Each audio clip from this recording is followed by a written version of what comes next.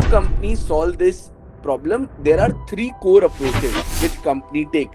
और ये इंटरव्यू में पूछा भी जाता है. तीन चीजें हैं, फाइन ट्यूनिंग, रैग और ट्रांसफर लर्निंग. लो रैंक एडेप्टेशन, ये एक ऐसी टेक्निक है जिसने literally large language model industry के अंदर बहुत ही, जो मैंने बोला ना डेमोक्रेटाइजेशन करना, जो पीएफटी ने किया, उसमें भी लोरा एक बहुत इंपॉर्टेंट रोल प्ले किया. Currently all of them, every company need this, and 99% of the products में available नहीं है. Guys, if you do it, if you understand it, you can just say that I'll build this use case for you. So guys, today I'll be giving a lecture on fine tuning LLMs, concepts, method. I'll just give an introduction. So I'm Aditya Chhabra. I'm founder of CreateBytes, YugYog.ai, which is basically a very advanced computer vision system, Krigat, and all these companies. जो basically sensor intelligence, whether it is vision-based computer systems or let's say natural language processing to the core level पे work करते हैं, और हम बहुत ही powerful different products we build around it, and that's also part of CV Vision as a whole, which we do. So that's what I do. मैं यहाँ पे अपना इंट्रो तुम्हें दे रहा हूँ, बट यहाँ पर मेरा एक मेन फोकस है कि जब तुम लोग 60 minutes and probably may be 40 minutes के बाद में इस वेबिनार से बाहर आओगे, तो you guys are aware about fine tuning and उसका मेजर मीनिंग क्या होता है. ठीक है, एंड ये इतना क्लियरली तुम्हें समझ में आएगा जहां पे तुम समझ सकते हो कि इंटरव्यू के अंदर ये बहुत ज्यादा पूछा जाता है. They ask you a question, LoRA और क्यू लोरा में क्या डिफरेंस है. After this webinar you guys should be aware about what is the difference between LoRA and Q LoRA, and तुम कॉन्फिडेंटली जवाब दे सकते हो. So we are gonna start immediately, and while we start, I'm going to explain the slide 2, which is the concept of fine-tuning LLMs, methods, and deployment at a very huge scale. Okay, so आज का topic क्या है? Fine-tuning. 2024 तक अगर कोई student कहता था model fine tune करना है, तो लोग like literally, like when it comes to production level company, it was a little bit of joke. Reason being, you need to spend lakhs on GPU, जो एक प्रोडक्शन ग्रेड फाइन ट्यूनिंग करते हैं, और एक पूरा मशीन लर्निंग का team चाहिए होता था, और उसके साथ में आपका क्लाउड का बिल भी काफी अच्छा आता था अगर आपके पास में वैसा हार्डवेयर नहीं पड़ा है. पर आज मई 2026 में एक 4090 जीपीयू, एक 4070 का जीपीयू प्रोडक्शन ग्रेड, मतलब think about it, RTX even 3090 24 GB पे 7 बिलियन पैरामीटर का मॉडल फाइन ट्यून कर सकता है, which is a big thing. 7 billion parameter model. We are touching the level of Mistral with that. One single GPU, one single afternoon, and उसके बाद में तुम्हारा fine tuning खत्म हो जाए. That is the power right now. And आज इस session में हम exactly यही सीखने वाले हैं कि ये सब कैसे पॉसिबल हुआ, कौन सी टेक्निक्स कब यूज करनी चाहिए, और प्रोडक्शन में ये कैसे डिप्लॉय होता है. That's what we are gonna be learning. And then as always मैं हमेशा स्टार्ट करता हूं कि why, like as a student, even I am a student right now, always we should ask questions, why LLMs fail in products. Like जब large language models available हैं तो उन्हीं को यूज कर लो ना यार, फाइन ट्यूनिंग का क्या जरूरत है, और अगर जरूरत है तो प्रोडक्शन पे क्यों जरूरत पड़ रही है, why do they fail, why isn't it possible to use them. तो पहले प्रॉब्लम समझते हैं, क्योंकि अगर प्रॉब्लम ही क्लियर नहीं है तो तुम्हें सोल्यूशन को उस एंगल से देखने का मौका नहीं मिलेगा. And it is important that we understand the problem. So imagine करो तुम एक स्टार्टअप बना रहे हो, इंश्योरेंस कंपनी के लिए चैटबॉट है, तुमने चैट जीपीटी का एपीआई लगा दिया है उसके ऊपर, और सब कुछ रेडी पड़ा है. डेमो में क्या गलत हो सकता है, क्या सही चलेगा, वो सब बाकी बात है, बट जब तुमने चैट जीपीटी एपीआई इंटीग्रेट करी और डेमो दिखाया, everyone will be like oh यार it is going good, it is. But जब तुम लॉन्च करोगे प्रोडक्शन पे ऐसा एक चैटबॉट, तो प्रॉब्लम कहाँ कहाँ आ सकती है.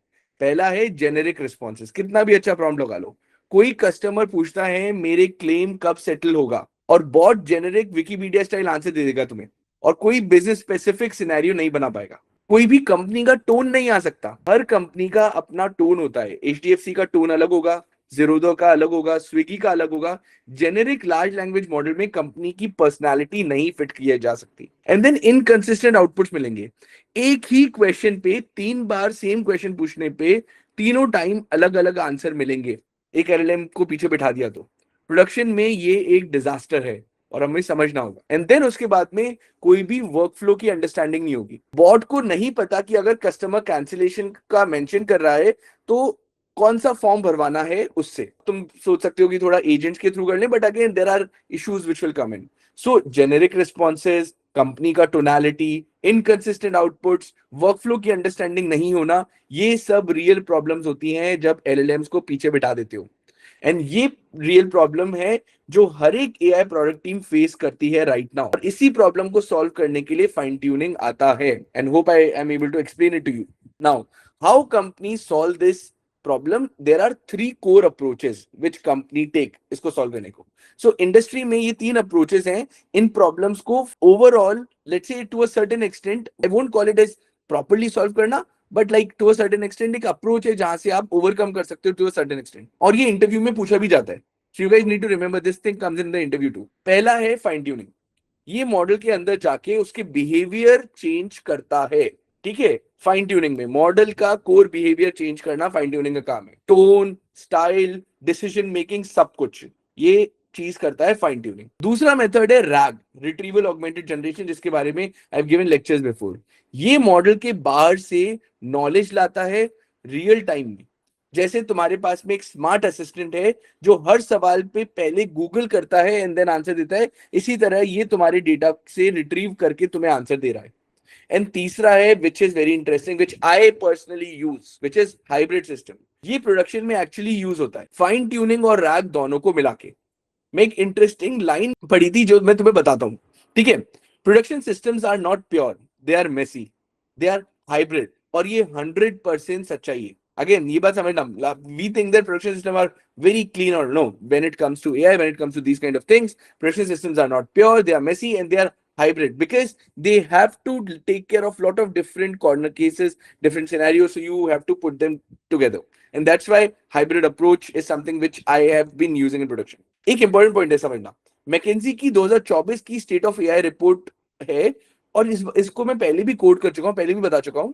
65% ऑफ द कंपनीज अब generative AI use at a very high scale कर रही है, और जो सबसे ज्यादा आरओआई जनरेट कर रहा है वो custom fine tune model systems है। तो ये स्किल जो आज हम सीखने वाले हैं वो यही है कि how to do custom fine tune model training, and then ये इंडस्ट्री पे कितना बड़ा इंपैक्ट है और कितने लोग ऐसे राइट काइंड ऑफ पीपल को हायर करने के लिए रेडी है।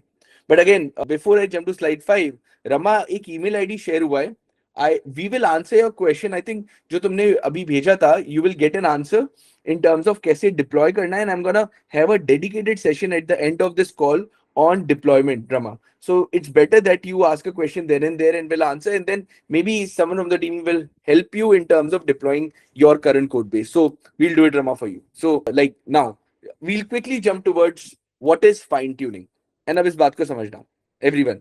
So far so good guys, मेरे साथ में हो सब जने? ठीक है, अब थोड़ा इसको हाई लेवल समझना। तो फाइन ट्यूनिंग का एग्जैक्टली क्या है, एकदम सिंपल लैंग्वेज में मैं एक्सप्लेन करता हूं fine tuning.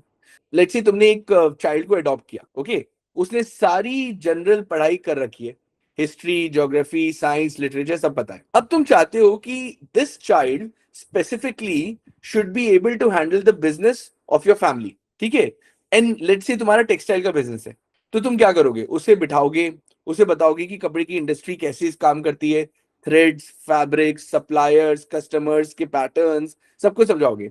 Now that child पहले से स्मार्ट था, तो सिर्फ उससे स्पेशलाइज करने के लिए तुमने ये काम किया, and that is what you are doing. So यही फाइन ट्यूनिंग है। एक pre train model like Llama, Mistral, Qwen, कोई भी ले लो, उसे आप अपने स्पेसिफिक डेटा पे थोड़ा सा ट्रेन करते हो ताकि जो रिजल्ट्स हैं उसकी टोनालिटी चेंज हो जाए, स्ट्रक्चर आपके जैसा बन जाए जैसा आप चाहते हो, और डिसीजन मेकिंग आपके डोमेन के अकॉर्डिंग हो पाए, and that's what fine tuning is. And इसका एक बहुत सिंपल एग्जांपल लो, अगर आप जोमेटो के सपोर्ट कॉन्वर्जेशन पे एक मॉडल फाइन ट्यून करोगे और उसकी सारी ओल्ड कॉन्वर्जेशन को उठाओगे, तो वो मॉडल ऑटोमेटिकली जोमेटो के स्टाइल में रिप्लाई करना स्टार्ट कर देगा। वो ये नहीं बोलेगा सॉरी फॉर द इनकन्वीनियंस, वो बोलेगा एक दूसरी डिस्टिंक्टिव टोन में जो जोमेटो यूज कर रहा है in terms of asking for apologies or other things. ठीक है, that's what fine tuning is. Now, why fine tuning matters? अब prompt engineering भी तो है हमारे पास में, रैग भी है हमारे पास में, फाइन ट्यूनिंग की जरूरत क्या पड़ी? ये एग्जैक्ट क्वेश्चन और इसका आंसर इज कंसिस्टेंसी। प्रोडक्शन में सबसे इंपॉर्टेंट चीज क्या है? प्रिडिक्टेबिलिटी। आप नहीं चाहते कि सेम क्वेश्चन के लिए 3 डिफरेंट आंसर्स आए, And fine-tune model deterministic-ish. I will say the word deterministic-ish. मतलब जरूरी नहीं है exact deterministic हो, but बहुत extent तक आप बना सकते हो. Behave करना start कर देते हैं. ठीक है. Second है business rules baked in. आपके compliance rules, आपका brand guideline सब मॉडल के अंदर बिल्ड हो जाता है. हर बार प्रॉम्प्ट में लिखने की जरूरत नहीं है. सो तुम्हारे बिजनेस रूल्स जो हैं वो इनकॉर्पोरेट हो चुके हैं. थर्ड रीजन जो है वो है स्पेशलाइज्ड टास्क में काफी बेटर परफॉर्म करना स्टार्ट कर देता है अ फाइन ट्यून मॉडल. एक इंटरेस्टिंग फैक्ट ऑफ 2026 जो स्टडीज ने काफी सारा इसी के बारे में डिस्कस भी किया है कि fine tune 7 billion often beats a general purpose 70 billion model. And ये जब लामा आया था इसके ऊपर काफी एक्सपेरिमेंट्स किए गए थे. मतलब तुम्हारा एक 7 बिलियन पैरामीटर मॉडल जो फाइन ट्यून्ड है वो 70 billion parameter model on specific task better perform कर सकता है. 10 times smaller, cheaper, faster and better than that. That's the important aspect which you guys need to remember and understand how it works. And then एक और reason है जो you guys should understand and know about is the part which is called edge come errors आना. जब एक structured output बनता है, repetitive task होते हैं, तो ये सब सॉलिड फाउंडेशन बनाते हैं और तुम्हारे को एक बहुत ही स्ट्रक्चर्ड आउटकम देना स्टार्ट कर देते हैं. And that's why fine tune matter करता है, फाइन ट्यूनिंग मैटर करती है. Before I jump here, a quick question to all of you, and this is something which I want to ask. Have you guys done any fine tuning in past before? No, no. तो मजा आने वाला है. जो अब अपन चालू करेंगे वो करेंगे अभी ट्रांसफॉर्मर से, नेक्स्ट थिंग. तो इट विल बी फन. कोई तो होगा यार? नहीं, कोई भी नहीं. Okay, I am gonna now jump towards transformers. Now ये फाउंडेशन है.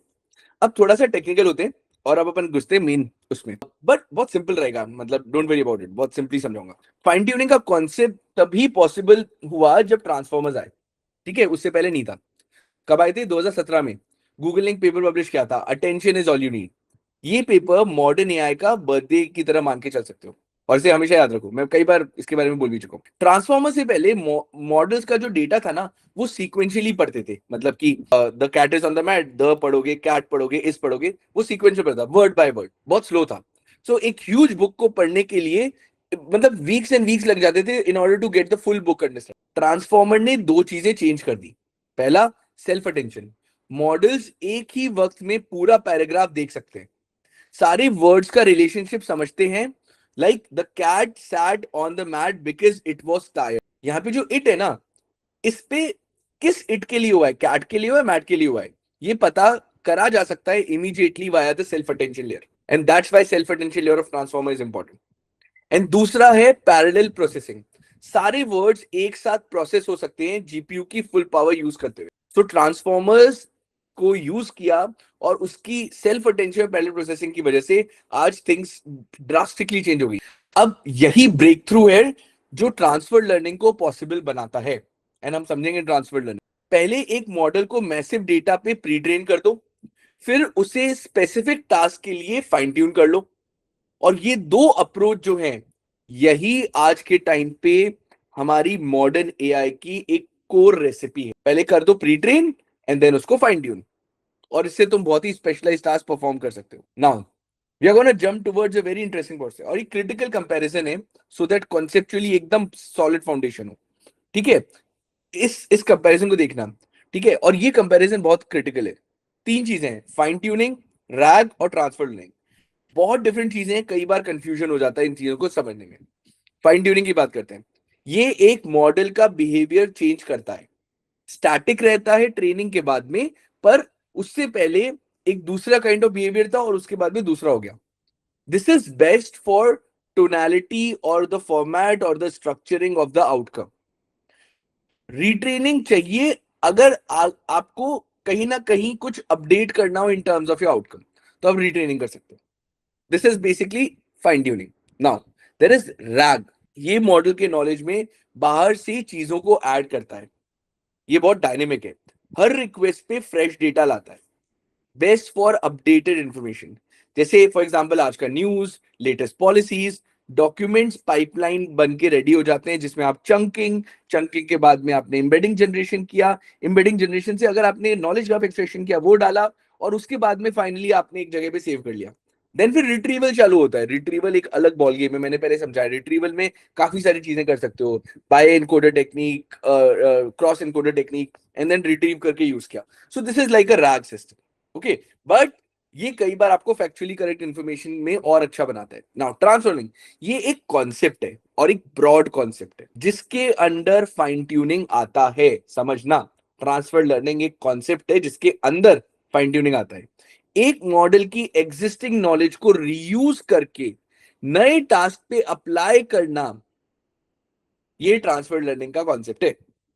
एक लाइन में याद रखो, एक line, fine tuning teaches behaviour, rag provides knowledge, transfer learning is the philosophy behind both.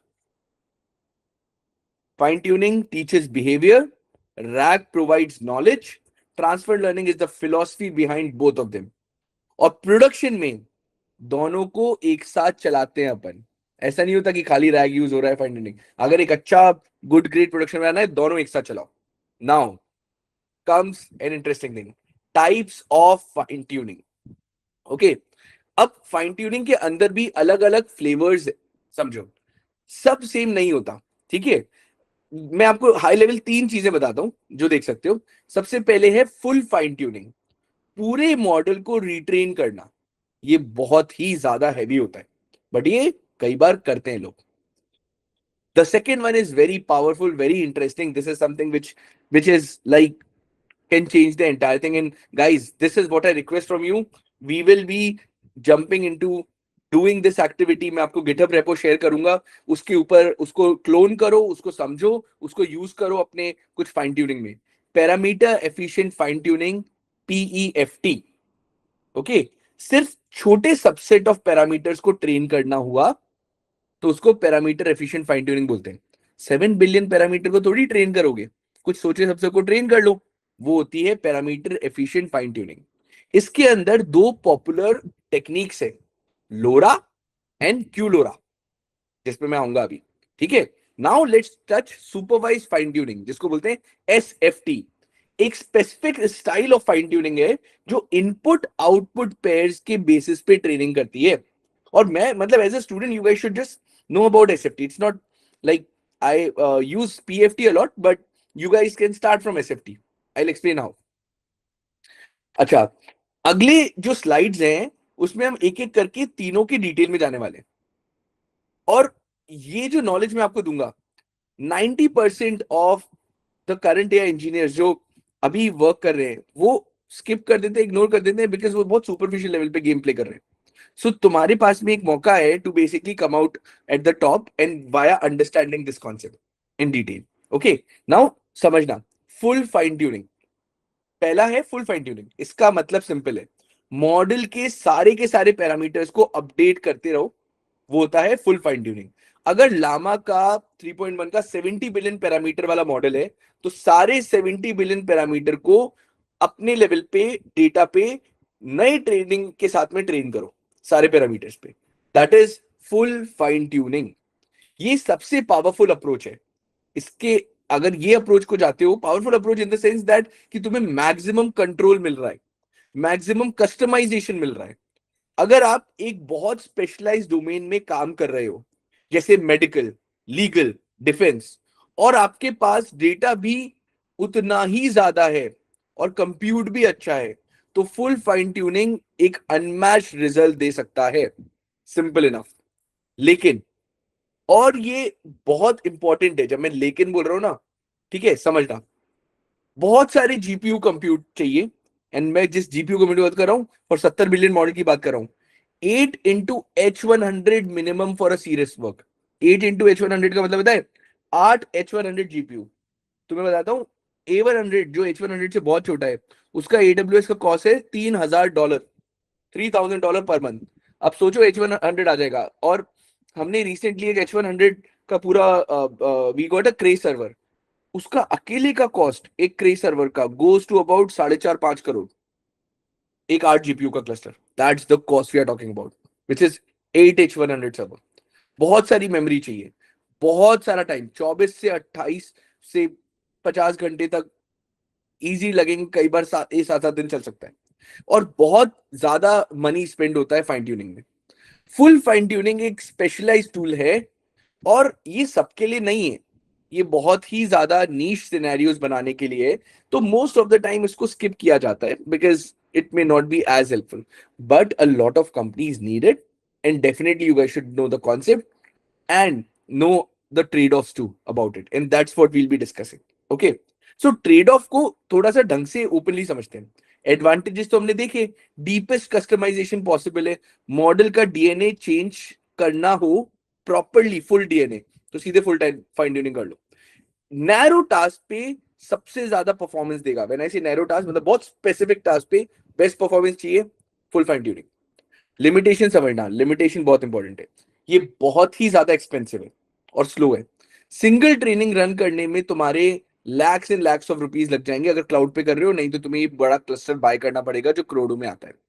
Multiple version maintain करना मुश्किल है, हर यूज केस के लिए एक अलग फुल मॉडल बनाना पड़ेगा, और इसका मतलब है कि एक स्टोरेज भी बहुत इंपॉर्टेंट चीज होती है फाइन ट्यूनिंग में, और उसके बाद में उसको कीप करने के लिए तो स्टोरेज भी एक्सप्लोड होगी इसको करने में, और बहुत सारे रिस्क भी इन्वॉल्व हैं अगर आपको स्पेशलाइज नहीं हो तो।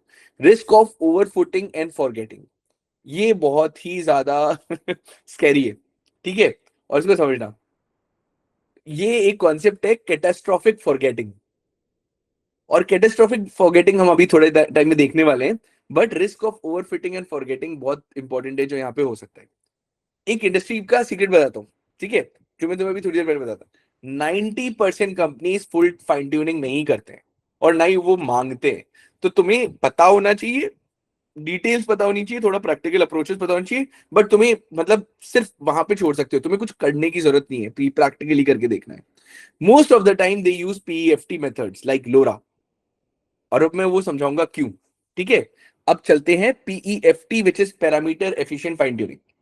तो ये पीएफटी क्या है, ठीक है, 2026 का लिटरल गेम चेंजर है ये मान के चलो, और हर जगह पे यूज हो रहा है, और ये मान के चलो तुम्हें आना चाहिए, इस सेशन के बाद में तुम्हें पता लग जाएगा, गेटअप रेपो पे जाओ, समझो और करके देखना, ठीक है। और बहुत ही जीनियस आइडिया है, अगर फुल मॉडल को रिट्रेन करना महंगा हो रहा है, तो व्हाई नॉट सिर्फ एक छोटा सा सबसेट को ट्रेन कर लेते हैं, उन पैरामीटर्स को, बेस मॉडल के सारे वेट्स को फ्रीज कर दो, ठीक है, बेस मॉडल जो है उसके सारे वेट्स फ्रीज कर दो, सिर्फ एक छोटे से ट्रेनेबल लेयर को ऐड करो और उसी को ट्रेन कर लो, ये होता है पीईएफटी। और इसका रिजल्ट, अब इसको वील गेट इनटू डिटेल तो तुम्हें समझ में आएगा प्रैक्टिकली कैसे करना है, बट रिजल्ट का समझो, 70% तुम्हारा वीरैम का कॉस्ट डाउन हो जाएगा मिनिमम, मेमोरी तुम्हारी डाउन हो गई, सिंगल कंज्यूमर जीपीयू पे चलाया जा सकता है, मतलब 4090 3090 पे चला लो, एक ही दिन में 5 से 10 एक्सपेरिमेंट्स परफॉर्म कर सकते हो, क्योंकि फास्टर वे ऑफ एक्सपेरिमेंटिंग, तो रिस्क भी कम हो गया, और देन बहुत इजीली स्केल कर सकते हो। एक base model plus multi weight light weight layers adapter बना लिए, तो तुमने एक बेस मॉडल को अलग अलग इंडस्ट्री में अलग अलग चीजों के लिए फॉर दैट स्पेसिफिक टास्क बना लिया।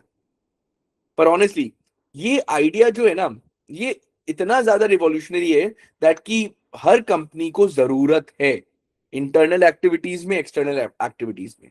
सो पहले फाइन ट्यूनिंग सिर्फ बड़ी कंपनीज कर रही थी, बट आज के टाइम पे all of us, we all students, we all can do it on our laptop.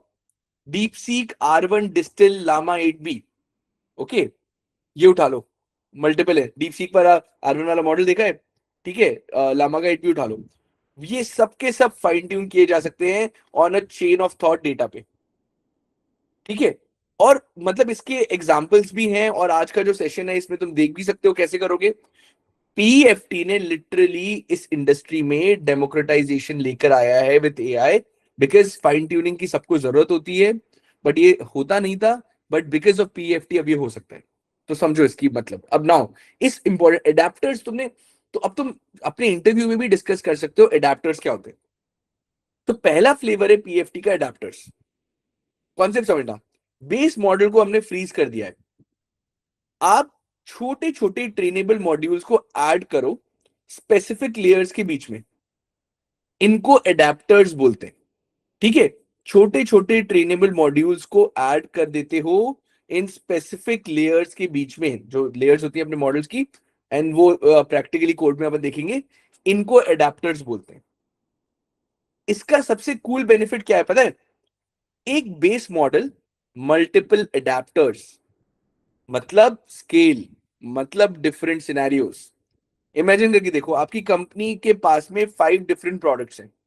Customer support चाहिए प्रोडक्ट ए के लिए, सेल्स ईमेल चाहिए for product B, technical docs के लिए चाहिए प्रोडक्ट सी।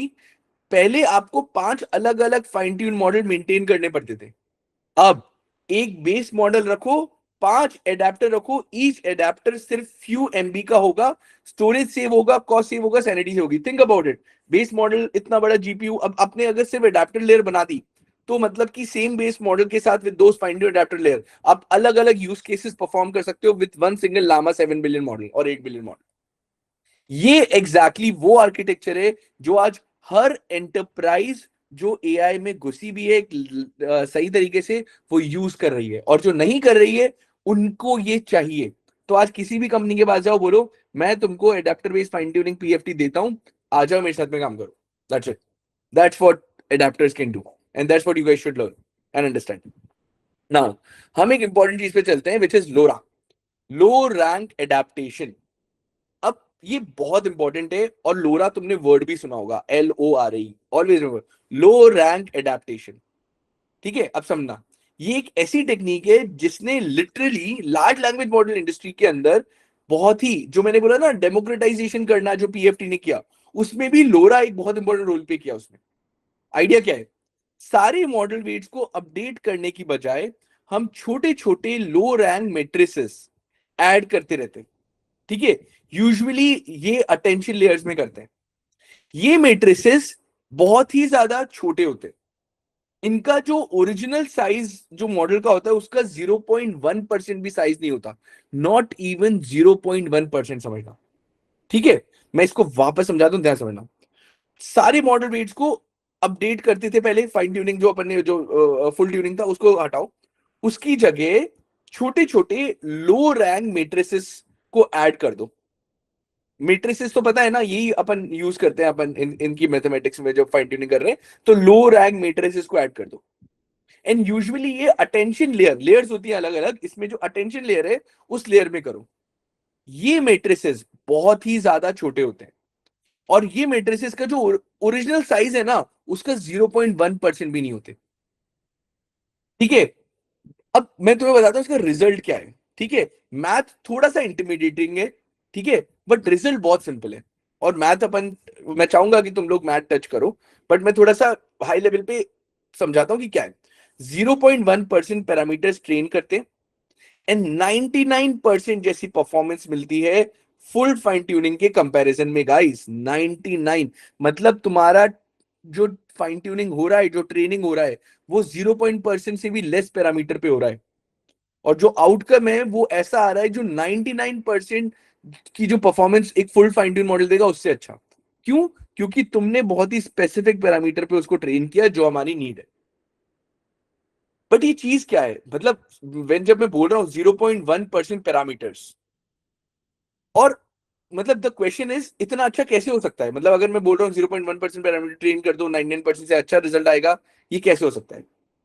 क्योंकि रिसर्च ने डायरेक्टली आपको समझाया है, और like we'll get into some papers too, कि लैंग्वेज मॉडल्स में जो चेंजेस जरूरी हैं, समझो इस बात को ध्यान से, जो लैंग्वेज एलएलएम्स की बात कर रहा हूं, लैंग्वेज मॉडल्स में जो चेंजेस जरूरी हैं वो एक्चुअली लो डिमेंशनल स्पेस में लाई करते हैं। समझो इस बात को, ठीक है? लैंग्वेज मॉडल में जो चेंजेस जरूरी हैं, जो अपन के लार्ज लैंग्वेज मॉडल्स होते हैं उसमें जब हम कुछ भी उसके डिटेल में जाके उसकी लेयर्स पे फाइन ट्यूनिंग कर रहे हैं, वो एक्चुअली लो डायमेंशन स्पेस में लाई करते हैं। तुम्हें पूरे के पूरे मॉडल को बदलने की जरूरत नहीं है, तुम बेसिकली डायरेक्शंस को इंडिकेट कर रहे हो किसी तरफ जाने के लिए। बेसिक सिंपल भाषा, what you are doing, you actually are doing something जहां पे लो डिमेंशनल स्पेस के अंदर जाकर वहां पे चेंजेस कर रहे हो, और उससे तुम एक डायरेक्शन दे रहे हो मॉडल को। हमें पूरे मॉडल को टच करने की जरूरत नहीं है। 2026 में लोरा का डिफॉल्ट कॉन्फ़िग का सीक्रेट समझना, ठीक है? बहुत सिंपल, R = 16, और मैं इसकी टच करूंगा, but like when we go get into the code तब देखेंगे। और ये जो टर्म्स है ना, ये भी लेटर ऑन समझते हैं। R इक्वल टू 16, अल्फा करके एक वैल्यू होती है 16, ऑल लिनियर, टारगेट मॉड्यूल, डोरा इनेबल्ड, दैट्स इट। जब तुम कोड कर रहे होगे ये ध्यान रखो। कॉन्फ़िगरेशन याद भी कर सकते हो मेरे साथ में। R16 है, अल्फा 16 है, ऑल लिनियर है, टारगेट मॉड्यूल्स हैं एंड डोरा इनेबल्ड है। अगर स्टार्टिंग करना है तो ये यहां से सीधे सीधे चालू कर दो, ठीक है, एंड उसके बाद में सारे प्रोडक्शन सिनेरियोस पे यूज करो, and that's it. And then we'll get into Q LoRA. Okay, again LoRA तो समझ में आया at a high level. I know that कि थोड़ा इंटिमिडेटिंग हो सकता है, तो we'll jump into the code and code के अंदर और समझेंगे, बट पहले मैं चाहता हूँ हाई लेवल कॉन्सेप्ट समझ लो। क्यू लोरा क्या है? Q stands for quantization. Guys, इतनी बार होता है कि मॉडल साइज बड़ा है, क्वांटाइज करना जरूरी है, अब क्वांटाइजेशन है क्या वो समझेंगे। सो ये लोरा का efficient, may be you can call it like a cousin, ठीक है, कि भाई अगर तुम्हारा लोरा है तो क्यू लोरा उसका एक एफिशिएंट भाई है, ठीक है, जो तुम्हारे को हेल्प कर रहा है। लोरा इज फाइन, लेकिन बड़े मॉड्यूल्स में जैसे 70 बिलियन पैरामीटर मॉडल हुआ, बेस मॉडल को लोड करना है, 140 जीबी वीरैम मिनिमम चाहिए। A100 मशीन पे तुम कर रहे हो जैसे एग्जांपल, स्टूडेंट के पास में इतना वीरैम कहां से आएगा यार? और इवन कंपनीज को अगर 6-7 मॉडल ट्रेन करने, कहां से इतना वीरैम निकालेंगे? तो क्यू लोरा एक बहुत ही इंटरेस्टिंग ट्रिक है जो आपको बड़े मॉडल्स में एफिशिएंट ट्रेनिंग में काम आ सकती है। बेस मॉडल को 4 बिट में लोड करो, 4 बिट में लोड करो, बात समझना, ठीक है। लोरा मेट्रिसेस फुल प्रिसीजन में ट्रेन करो और बेस मॉडल को 4 बिट में लोड करो। ये बात है क्यू लोरा। थोड़ा सा टेक्निकल लग रहा होगा, वापस समझते हैं। क्यू लोरा का पेपर देखोगे ना अगर, तो उसमें एक बात बताते हैं, 75% कम जीपीयू की रिक्वायरमेंट होती है। तो अगर 7 बिलियन मॉडल है तो सिर्फ 8 GB वी रैम में तुम फाइन ट्यून कर सकते हो, मतलब तुम्हारे लैपटॉप मैक वगैरह पे फाइन ट्यून कर सकते हो 7 बिलियन मॉडल को। 70 बिलियन मॉडल को फाइन ट्यून करने के लिए तुम एक सिंगल A100 जिसपे 46 GB तुम्हारा वी रैम हो उस पर कर सकते हो।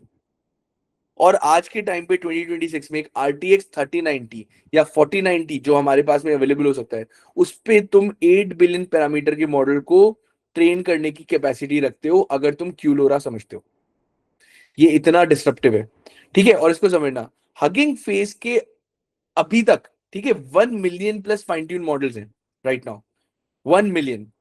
जब पिछली बार तुमने अब कभी काउंट किया होगा तो वो 800,000 थे। ये जो जो एडिशन हुआ है ना, ये कुछ मंथ्स में हुआ है। 800,000 से 1 मिलियन पहुंचना इतना फास्ट फाइन ट्यून मॉडल्स। क्यों? क्योंकि फाइन ट्यून के कैरेक्टरिस्टिक्स अब लोअर एंड जीपीयू पे कर सकते हैं, मतलब normal people on their laptops can do it. And hugging face से बेटर एग्जांपल नहीं हो सकता। मतलब 8,000 से 1 मिलियन पहुंचना कुछ महीनों में बड़ी बात है। ऐसा कैसे पहुंच गया? क्योंकि अ lot of people can now do fine tuning. और ये भी समझो कि अगर तुम्हें अभी तक अनस्लॉट लाइब्रेरी, मेरे हिसाब से मैंने पुराने लेक्चर में बताया है इस बारे में, एक चेक करना अनस्लॉट लाइब्रेरी, ठीक है, उसको चेक करो। ये एक लिटरली लोरा और क्यूलोरा का 70% लेस वीरैम पे फास्टर मैकेनिज्म बनाने का तरीका है, ठीक है। अन UNSLOTH लाइब्रेरी, और ये मैंने भी यूज किया है, मैं इसका लिंक भी शेयर कर दूंगा, very very powerful, which you guys should know about. Okay, and that basically is quantized LoRA. Again कुछ नहीं है, बस एक efficient way of fine tuning जिसमें उसको लेस नंबर ऑफ बिट के मॉडल को उठा लो, ना कि बड़े वाले बिट के as the base model. Now again, LoRA versus Q LoRA समझो, बहुत ही बेसिक फीचर कंपैरिजन है ना। मेमोरी यूसेज एक में मॉडरेट है, एक में लो है। Hardware standard GPU, limited GPU. Training faster, training थोड़ी सी स्लोअर है with Q LoRA, and there are reasons for it, ठीक है। Use case general fine tuning, यहाँ पे बहुत ही रिसोर्स कंस्ट्रेंट सेटअप्स के अंदर यूज करो क्यू लोरा को। सिंपल डिसीजन रूल जो मैं पर्सनली फॉलो करता हूं, अगर तुम्हारे पास में 24 GB का वीरैम है उसके अराउंड का, और तुम्हें स्पीड चाहिए तो लोरा यूज करो। अगर तुम्हारे पास में 12 GB का लैपटॉप है और जीपीयू पे कुछ काम करना है, लेट्स से तुम, अब मतलब तुम्हें आजकल का यूज केस तो ऐसे, फ्लाइट में ट्रैवल कर रहे हो, लंबी फ्लाइट है, आराम से लोकल बैठ के काम करवाना है, लोरा क्यू लोरा बेस्ड ट्रेनिंग कर लो लोकल लैपटॉप पे और उससे काम करवाओ, है ना। तो और ओपन कोड साथ में यूज कर लो, ठीक है। अगर तुम्हारे कोई specific I mean open clock अगर तुम्हें यूज करना है तो लोकली, बट क्यूलोरा काफी ज्यादा पावरफुल चीज है अगर तुम्हारे को बहुत ही लोअर एफिशिएंट मशीन में करना है तो। ठीक है, क्वालिटी डिफरेंस समझना ये इंपॉर्टेंट है। आउटकम का डिफरेंस समझो लोरा क्यूलोरा के। लोरा क्या करेगा, it will give you 90 to 95% of full, let's बोलते हैं जो फुल फाइन ट्यूनिंग की क्वालिटी थी उसका 90 to 95% अचीव कर सकता है। क्यू लोरा 80 to 90% अचीव करता है जनरली। तो मतलब क्वालिटी में थोड़ा सा डिग्रेडेशन आएगा, बट ये प्रोडक्शन एक्सेप्टेबल है इन अ लॉट ऑफ सिनेरियोस। ठीक है, तो फुल फाइन ट्यूनिंग से 90 to 95% रिड्यूस करेगा तुम्हारा लोरा और उससे थोड़ा करेगा Q LoRA. So we don't need to worry about it, क्योंकि कई बार रिसोर्स कंस्ट्रेंट सिनेरियो के लिए मोर देन सफिशिएंट है। I always say this thing, AI is not just about innovation. AI is about innovation plus ROI. And that's important. In our classes, when we are learning AI, we are not just learning about the concepts, we also should have a business acumen, when to use what. And that's why AI equals innovation plus ROI. It's important. Now, SFT. We'll jump towards a concept of SFT. अब समझना, supervise fine tuning, ये बहुत ही student friendly है, तुम लोग easily use कर सकते हो, लाइक बहुत अच्छी अच्छी टेक्निक्स है। कॉन्सेप्ट सिंपल है, आप मॉडल्स को एग्जांपल देते हो, जैसे इनपुट ये था, आउटपुट ये, इनपुट ये आउटपुट ये, तो वो इनपुट आउटपुट पेयर से मॉडल को ट्रेन करते हो। लेट्स से इनपुट में था customer is angry, order didn't arrive on time. Okay, तो आउटपुट क्या होना चाहिए, I sincerely apologize for the inconvenience, let me check your order status right now and ensure that you get the successful delivery और something like that. आप ऐसे बहुत सारे pairs बना लो, थाउजेंड्स ऑफ पेयर्स, और मॉडल्स उन पेयर को देखता है और सीखता है, ओके जब ऐसा इनपुट आएगा तो ऐसा रिप्लाई करना है। And that is SFT, supervise fine tuning. ये टेक्निक 90% रियल वर्ल्ड प्रोडक्ट्स में यूज करी जा सकती है। यू नो व्हाई, क्योंकि बहुत नेचुरल है। आपके पास में कई सारे सिनेरियोज में बहुत सारा ऐसा इनपुट आउटपुट डेटा हो सकता है ना, और वो हिस्टोरिकल डेटा आपको ऐसी एसएफटी करने में बहुत हेल्प करता है। ठीक है, पास्ट कस्टमर के सपोर्ट टिकट्स उठा सकते हो, पास्ट के सेल्स के ईमेल्स उठा सकते हो, और उस डेटा को क्लीन करके ट्रेनिंग पेयर्स बना के उसको ट्रेन कर लो। अब एक इंटरेस्टिंग अपडेट समझना, डीप सीक R1 ने पिछले साल जब अपने डिस्टेंट मॉडल्स को रिलीज किया था, तो वो सिर्फ एसएफटी पे बनाया गया था। Think about it, deep seek R1 का पिछले साल का जो डिजिटल मॉडल रिलीज है वो सिर्फ एसएफटी पे बनाया गया है। 800,000 हाई क्वालिटी रीजनिंग सैंपल्स, और ये distilled 32 billion model OpenAI के ओवन मिनी को बीट कर गया। And not all the benchmarks but some major benchmarks पे। इसका सिंपल मतलब है SFT works, and SFT works at scale. ठीक है, तो ये कितना पावरफुल एंड प्रैक्टिकल है, क्योंकि it's very simple to get those input output pair answers and then you just use SFT to do that. A very very powerful concept. Now अभी मैंने बताया था ना catastrophic forgetting in I think 3-4 slides पहले, बहुत interesting चीज है, और लाइक यू कैन कंसीडर दिमाग खराब कर सकती है। ठीक है, थोड़ा स्कैरी है ना। नेम से हमें समझ में आ रहा है कि ये बहुत ड्रामेटिक है, और इसकी रियलिटी भी ड्रामेटिक है। होता क्या है समझना, आप मॉडल को एक नैरो डोमेन पे हेविली ट्रेन करते हो। मान लो मेडिकल क्यूएनए पे, मॉडल पक्का मेडिकल डॉक्टर बन जाएगा जैसे ही मैंने मेडिकल पे ट्रेन कर दिया, लेकिन साथ में उसका जो जनरल नॉलेज होगा ना, और ये इसीलिए फाइन ट्यूनिंग का एक इंपॉर्टेंट कॉन्सेप्ट है समझना। ठीक है, जो जनरल नॉलेज होगा ना उसका, वो थोड़ा भूलना स्टार्ट कर देगा। उससे पूछोगे न्यूटन का सेकंड लॉ क्या है, अब मॉडल को पहले वो आंसर दे रहा था, अब उससे पूछोगे जब इतना फाइन ट्यून कर चुके हो, तो वो कंफ्यूज हो जाएगा कि क्या आंसर है। ट्रेनिंग डेटा नैरो हो, ट्रेनिंग इपॉक्स बहुत ज्यादा करो, और लर्निंग रेट थोड़ी बहुत भी गलत हो जाए, ठीक है, तो इसको इसको थोड़ा सा इस एग्जांपल से समझना। जब तुम एक स्टूडेंट हो और तुमने अपने सब्जेक्ट एक सब्जेक्ट पे बहुत ज्यादा फोकस करके पढ़ा और दूसरे पे ध्यान नहीं दिया, तो क्या होता है, दूसरे पे मार्क्स कम आते हैं। यही वो कॉन्सेप्ट है, और ये बहुत बड़ी रियल प्रॉब्लम है प्रोडक्शन में। इससे बचने के लिए बहुत स्पेसिफिक टेक्निक्स है जो अप्लाई करते हैं to ensure that we don't enter into catastrophic forgetting guys, very important. So this is like a checks and balances game, which is important. Now how to handle catastrophic forgetting, इसको handle करने के लिए 6 practical techniques हैं जो तुम सबको पता होनी चाहिए। सबसे पहला, डाइवर्स बैलेंस डेटा सेट। सिर्फ एक टॉपिक पे नहीं, रिलेटेड टॉपिक को भी इंक्लूड करो अपने डेटा सेट में, तो थोड़ा सा डाइवर्स और बैलेंस रहे, जो प्रोडक्शन ग्रेड में आ सकते हैं, जिसके लिए रेडी रहो। Limit the training epochs. 3 से 5 ईपॉक्स यूजुअली बहुत होते हैं। 50 ईपॉक्स में मॉडल ओवरट्यून हो जाता है, so limit your training epochs. Lower learning rate, ठीक है, तो लोअर लर्निंग रेट का मतलब है 2 ET, you understand the terminologies E5 and 5E5, so it's like 2 E, like you can consider the terminology E to the power 5 कर सकते हो, और E-5 बोल सकते हो, whatever you wanna call, but 2 to 5 E5 के अंदर करो, इसके लिए लर्निंग रेट को लोअर करके। इसको अपन प्रैक्टिकली भी देखेंगे अभी।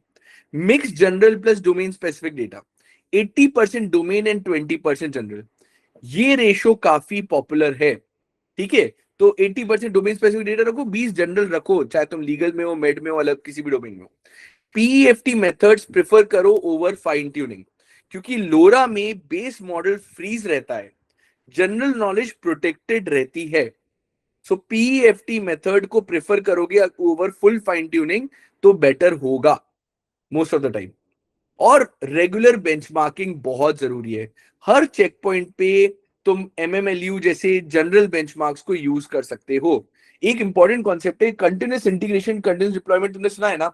मैं एवरी टाइम कुछ भी फाइन ट्यूनिंग करता हूं या इवन रैग्स को बेटर बनाने के लिए कुछ चेंज करता हूं, तो मैं बेंचमार्किंग रन करता हूं। Benchmarking is like a testing, like हम बोलते हैं ना ऑटोमेशन टेस्टिंग, जहां पे सिलीनियम यूज कर लेते हो, प्लाईराइट यूज करते हो, उसी तरह से तुम्हारे every commit, every data git commit के ऊपर जो सिग्निफिकेंट चेंज कर रहा है, या every set of feature deployment पे it should run benchmarking, so that it can check कि वो बेंचमार्किंग में रिजल्ट जो थे वो बेटर आया नहीं आए। तो अपनी कंटिन्यूस इंटीग्रेशन पाइपलाइन का पार्ट बना लेना चाहिए। जिस भी कंपनी में काम कर रहे हो या काम करने वाले, उनको बोलो कि यार तुम फाइन ट्यूनिंग तो कर रहे हो, तुम रैग में तो टेक्निक्स इवॉल्व कर रहे हो, क्या तुम्हारी कंटिन्यूस इंटीग्रेशन पाइपलाइन में बेंचमार्किंग इनकॉर्पोरेटेड है? नहीं है तो you guys should incorporate that. Her company को बताओ ये बात, ठीक है। फिर एक इंटरेस्टिंग कल्चर शिफ्ट भी सुनो before we jump toward real world architecture. पहले लोग कहते थे कि मोर ट्रेनिंग इज बेटर, 2026 में लेस इज मोर, इस फिलॉसफी को समझना, लेस इज मोर को। And again this also brings up the concept again, AI equal to innovation plus ROI. Quality is better than quantity, 500 clean example is better than 5000 noisy examples, और ये research का fact है। तो make sure that you always think in this direction, and this creates a lot of differences when we talk about real world production grade systems. Okay, real production system कैसे दिखते हैं ये समझना एकदम, ठीक है। प्रोडक्शन में एक सिंगल फाइन ट्यून मॉडल नहीं होता है, ये एक स्टैक होता है प्रोडक्शन का। बेस एक लार्ज लैंग्वेज मॉडल होता है जिसके पास जनरल कैपेबिलिटी होती है, जैसे लामा, मिस्ट्रल, क्विन, कोई भी बेस एलएलएम हो गया। मल्टीपल लोरा एडेप्टर्स होते हैं अलग अलग टास्क के लिए, एक सपोर्ट के लिए, एक एसक्यूएल क्वेरी के लिए, एक फाइनेंस रिपोर्ट्स के लिए, तो ये सब एडेप्टर्स होते हैं पड़े हुए। एंड देन एक रैग सिस्टम होता है जो डायनेमिकली नॉलेज रिट्रीव कर सकता है from the latest data, internal docs वगैरह से। देन एक राउटर होता है, ये डिसाइड करता है कि इनकमिंग रिक्वेस्ट को किस एडेप्टर पे भेजना चाहिए। और ये जो राउटर है ना, इस पे तुम आज के टाइम पे तो जो मैंने बनाया था उस पे तुम मल्टीपल एजेंटिक फ्रेमवर्क्स को भी डाल सकते हो उस राउटर लेवल पे। तो वो खुद से फिगर आउट करना स्टार्ट कर देता है जो एजेंटिक फ्रेमवर्क यूज कर रहा है तुम्हारे एडेप्टर बेस्ड एलएलएम्स को। एंड देन वीएलएलएम, ये इक्विवेलेंट सर्विंग इंफ्रास्ट्रक्चर है, ये बहुत ही ज्यादा एफिशिएंट है in terms of handling this, and वो अभी अपन आएंगे वीएलएलएम्स क्या है, ठीक है। But again base large language model, multiple LoRA adapters हो गए, एक सपोर्ट के लिए कर लिया, एक एसक्यूएल क्वेरी के लिए कर लिया, एक फाइनेंस रिपोर्ट के लिए कर लिया, एक रैग सिस्टम हो गया डायनेमिक नॉलेज रिट्रीवल के लिए, जहां पे तुम्हारे लेटेस्ट डेटा जो अभी जैसे अभी मई में कुछ नया डेटा आया रिट्रीवल में डाल दिया, इंटरनल डॉक्स हो गए, उस पर रैग सिस्टम चले गया, राउटर हो गया जो डिसाइड कर रहा है इनकमिंग रिक्वेस्ट किस एडेप्टर पे भेजनी है, इंपॉर्टेंट है। एंड देन वीएलएलएम, ये इक्विवेलेंट है सर्विंग इंफ्रास्ट्रक्चर, ठीक है, बहुत ही ज्यादा एफिशिएंटली सर्व कर सकता है। ये आर्किटेक्चर अब बहुत ही ज्यादा मेन स्ट्रीम है और तुम्हें पता होना चाहिए। हर series A funded AI startup यही पैटर्न फॉलो कर रहा होगा जितना मैंने देखा है, ठीक है। और तुम्हें भी पता होना चाहिए जो एआई वाला स्टार्टअप है, और वहां पे तुम ज्वाइन भी कर सकते हो वाया सेइंग दैट मुझे रियल वर्ल्ड आर्किटेक्चर पता है, this is how I build it. और यही पैटर्न है आप प्रोजेक्ट्स में भी यूज कर सकते हो। इंटरव्यू के अंदर तुम्हारे लिए एक गोल्ड डस्ट है, अगर तुम इसके बारे में बताओगे, इसकी इंपॉर्टेंस बताओगे कि क्यों जरूरी है, इंपॉर्टेंट है। Even I ask this question in my interviews. Okay, now deploy with vLLM. VLLM नाम सुना है? नहीं सुना तो समझो, है ना, क्योंकि ये हर प्रोडक्शन डिप्लॉयमेंट की बैकबोन बन गई है। वीएलएलएम का सिंपल कमाल देखो तुम, ये एक सर्विंग इंजन है जो सिंगल बेस मॉडल के साथ में मल्टीपल लोरा एडेप्टर्स को चला सकता है इन अ वेरी डायनेमिक मैनर। वीएलएलएम वापस समझना, एक सर्विंग इंजन जो सिंगल बेस मॉडल के साथ मल्टीपल लोरा एडेप्टर्स को डायनेमिकली चलाना।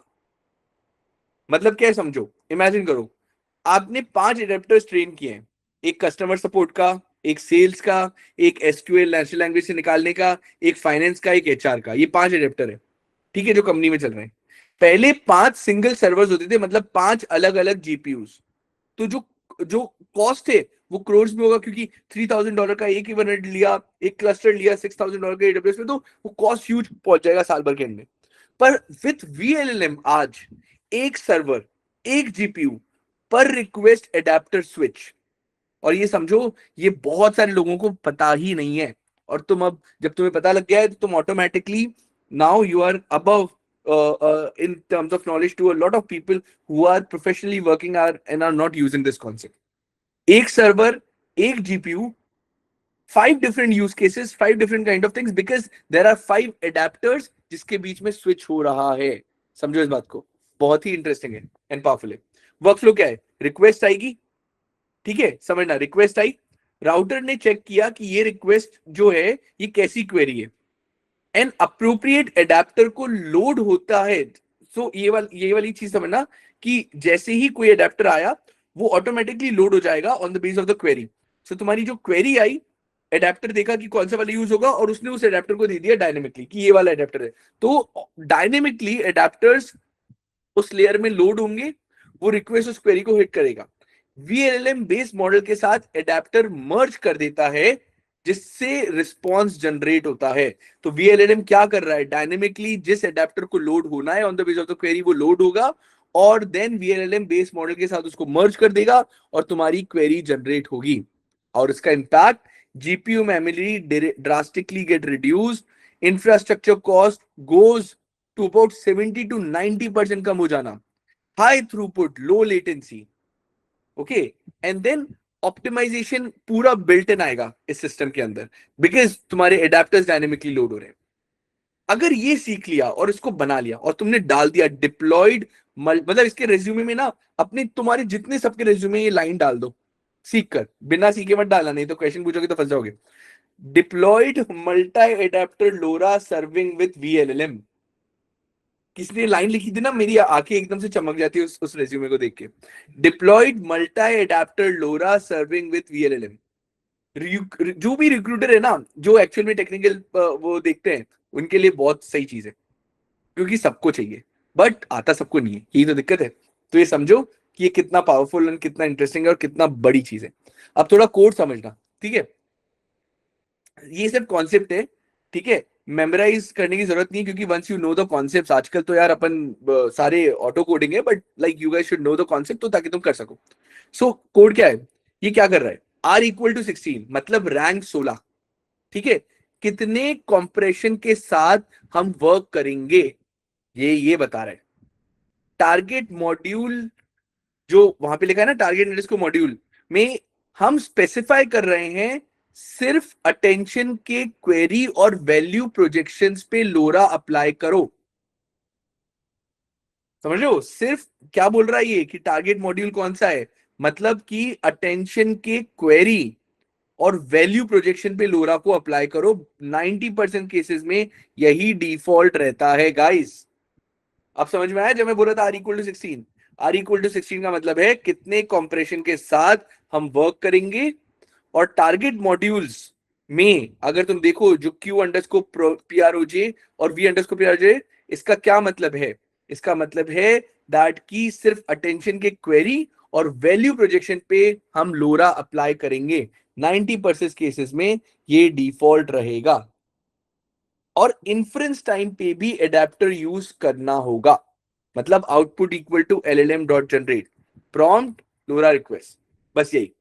जब इन्फ्रेंस करते टाइम आओगे, मतलब इन्फ्रेंसिंग क्या होगी, जब एक्चुअल यूज हो रहा है, आप सिंपली डेटा देते हो कि भाई ये डेटा है, कि यार ये रिक्वेस्ट है, इस पे एसक्यूएल एडेप्टर यूज कर लो, ठीक है। तो जैसे ही मैंने ये लिखा, VLLM ये सिमिलर इंजन हैंडल कर लेगा बाकी सब चीजों को देखकर, ठीक है।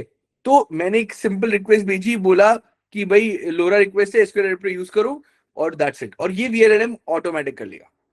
That's the idea guys. Now this is important that we take one more example, ठीक है। बट उससे पहले तुम्हें ये समझना है कि जो प्रीवियस एग्जाम्पल है ना, इसमें मैंने 3 लाइन में तुम्हें एक ऐसा चीज बता दी जो एक प्रोडक्शन ग्रेड सिस्टम में लगा हुआ रहता है। तो याद रखो इसको, जब अब तुम गिटहब रेपोजिटरी देखोगे तो तुम्हें समझ में आएगा उसमें भी ऐसा चीज है। And we'll jump into the GitHub repo, but पहले अपन कुछ यूज केस समझते हैं। But before we jump into the use cases, I want to ask everyone. Hope you guys are able to understand the concepts at scale, how and what we are doing here in terms of using LoRa, QLoRa, because we'll be jumping into some code. ठीक है, but उससे पहले we'll get into the use cases guys. And then what I request all of you, fork the repository जो वहां पड़ी हुई है, एक QLoRa की repository GitHub पे पड़ी है, I think WhatsApp group में एक लिंक भी चले जाएगा। Look at that repo, understand that repository, because we'll be doing some more things on that repo on the base of कि अभी जो अपन करने वाले हैं, ठीक है। Make sure that I'll just check if anyone who has asked question, Bima and Gopi, okay, I'll try to stick to different languages, guys. I got a request to speak in English too, but I didn't realize it. No issue. But we'll see how we go about it later on.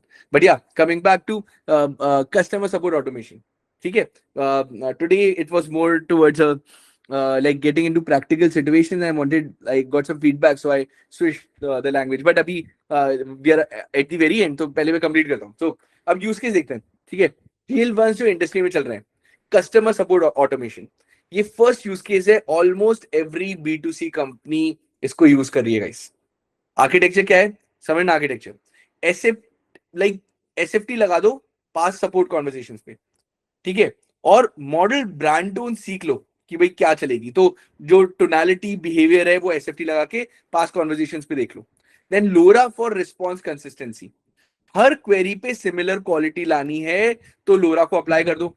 And rag लगा दो for FAQ और policy docs, latest information पे always rag लगा दो। 3 चीजें, SFT से model को fine tune कर लो, लोरा को लगा दो रिस्पॉन्स की कंसिस्टेंसी पे, और रैग को लगा दो FAQs पे जो तुम्हारे अलग अलग आ सकते हैं।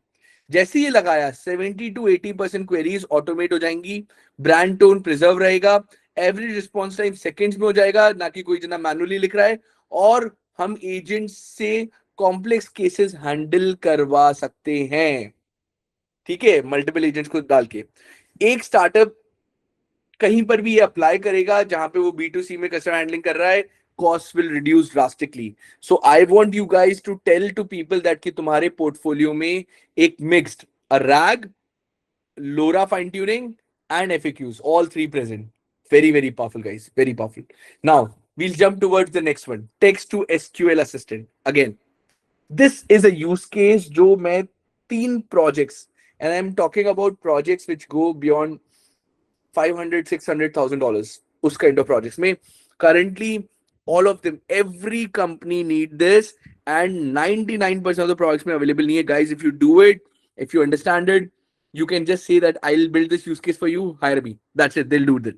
समझना, आपके ऑर्गेनाइजेशन में बिजनेस एनालिटिक्स होंगे, उन्हें डेटा चाहिए लेकिन SQL नहीं आती, तो क्या करोगे? इंजीनियर्स टीम के पास में रिक्वेस्ट फाइल करते हो, 2-3 दिन में वो SQL क्वेरीज बनाते हो, उसे रिपोर्ट देते हैं। Today it is not needed. एक fine tune model natural language में क्वेश्चन पूछ सकता है, SQL क्वेरी जनरेट कर सकता है, डेटाबेस रन होता है। और आज गाइस, आज I have a demo at 3 PM. In that demo I am showing the same activity for to someone. Think about it, that's the power of text to SQL assistant. Self service analytics guys, very very very powerful. Like think about it, तुम नहीं समझ रहे हो, SQL currently ऐसी state है कि every company has SQL folks जिनके पास में ह्यूज डेटाबेस है, and they ask their AI what do we call it, IT team that okay SQL पे क्वेरी लिख के मुझे रिपोर्ट दे दो। That's something which is happening on a regular basis. But with this use case, you can actually directly use the entire system. So what you're doing, fine tuned on specific queries, model आपके database का structure समझ लेता है. LoRA for SQL generation, proper syntax, proper joins, proper subqueries लगाएगा. And RAG for schema context, table descriptions, column meanings, everything on demand will get it. ये use case 1-2 साल पहले academic concept था guys. आज हर mid size enterprise में इसके बारे में तो डिस्कशन हो रहा है या यूज हो रहा है. और ये फॉर्च्यून 500 में तो ये मान के चलो इंटरनल टूलिंग ही बन जाएगा. That's the case of this thing. And then we'll jump towards sales email generator, guys. So to give you an idea, we have basically our internal product, which is a multi-agentic framework, which we call Atlas. It's a system which helps us scale our companies very fast because we do not do manual outreach. We use multi-agentic framework to do outreach. And again, sales email generator, ये मतलब ये मान के चलो, it's like Atlas multi-agentic framework, which does which understands sales strategies. Different agents are working in scouting, research, LinkedIn, say figure out करना extraction, Apollo say customer end customer data extract करना. It's a full agentic framework which we build. Idea simple है. Past में जो emails hit हुए हैं उनकी high open rates हैं, high reply rates हैं, उनको collect करो, इनका SFT करो, एक बेस मॉडल बनाओ, टोन स्ट्रक्चर हुक्स को देखो, सब बेक्ड इन हो गया. उसके बाद में सीधे सीधे नए प्रोस्पेक्ट के लिए पर्सनलाइज ईमेल जनरेट करना स्टार्ट कर दो. Architecture, SFT on high performance emails, fine tuning for tonality and structure. Okay, this is very very powerful. Again, another thing which is like an internal knowledge, which is like RAG for your internal documents, and then fine tuning for company languages. It helps people to get things done at a faster basis.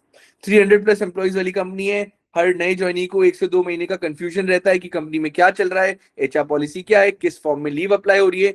Engineers Vicky या कहीं और से पूछ रहे हैं, slack में पूछ रहे हैं. Instead of that, you have an internal knowledge assistant which can give you an idea. Again, RAG or internal documents, fine tuning for company related languages.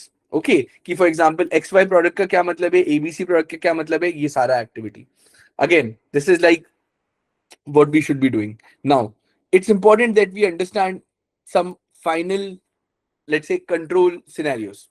है ना? जो भी हमने आज सीखा, ठीक है, in terms of understanding these concepts.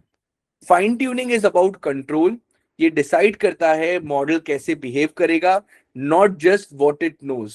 Behaviour matters more than the knowledge in production, guys. It's very important to understand. LoRA और क्यू लोरा में फाइन ट्यूनिंग को प्रैक्टिकल बनाने का तरीका यूज हो रहा है, ठीक है, क्योंकि fine tuning for the whole thing can not work. समझना इसको, जो लैक्स का काम था वो हजारों में हो सकता है with single GPU in single afternoon. SFT is the easiest starting point. अगर आपके पास एग्जांपल्स हैं, आपके आप फाइन ट्यूनिंग कर सकते हो, और जो हर जगह जरूरत है, कोई बहुत बड़ा वो डिटेलिंग की जरूरत है ही नहीं. रैग और फाइन ट्यूनिंग के डिफरेंट प्रॉब्लम सॉल्व करते हैं. अगेन, एक बिहेवियर सॉल्व करता है और रैग नॉलेज सॉल्व करता है. तो रैग और फाइन ट्यूनिंग डिफरेंट प्रॉब्लम्स को हिट कर रहे हैं, बट टुगेदर जब दोनों साथ में काम करते हैं तो एक बहुत पावरफुल प्रोडक्शन रेडी सिस्टम बना लेते हो. प्रोडक्शन सिस्टम्स हैं वो हाइब्रिड हैं, base model plus adapter plus RAG plus routing, जो भी हमने समझा था. एक प्योर अप्रोच कभी नहीं चलेगी. You need the entire stack. And the real advantage जो है वो है कंसिस्टेंसी एट स्केल. एक डेमो इजी है बनाना, बट एक रिलायबल सिस्टम के लिए तुम्हें ये चाहिए. अगर ये सिर्फ 6 पॉइंट्स है ना जो तुम्हें सोच रहे हो, तो तुम मान के चलो you are in the top 5% of the AI engineers, अगर ये 6 पॉइंट्स ध्यान में रखो तो. क्योंकि ये बहुत सारी जगह पे मिस होता है. And again, I'm gonna quickly now jump towards a code, guys. So just try to understand this code base. So what we're gonna do, this is cursor, but I'll basically quickly show. This is on GitHub repository. ये fine tuning का एक script है which will explain what exactly is wrong. So what you're doing is, let me check if I can help you with a beginner guide, which will basically be helpful in terms of. Let's open the preview mode for this file.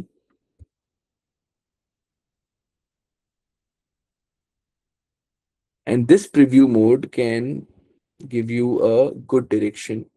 of what's happening. Okay, so what the repository does. So it's a it very starts with a very pre-trained model from Hugging Face. It trains a small extra layer called a LoRa adapter using legal question answer data. It saves only the adapter, not the full model. It runs a Streamlit web app where you can ask legal questions. At app startup, it loads the base model and attaches the saved adapter. The base model used in this code is Google Gamma 3 billion parameter model.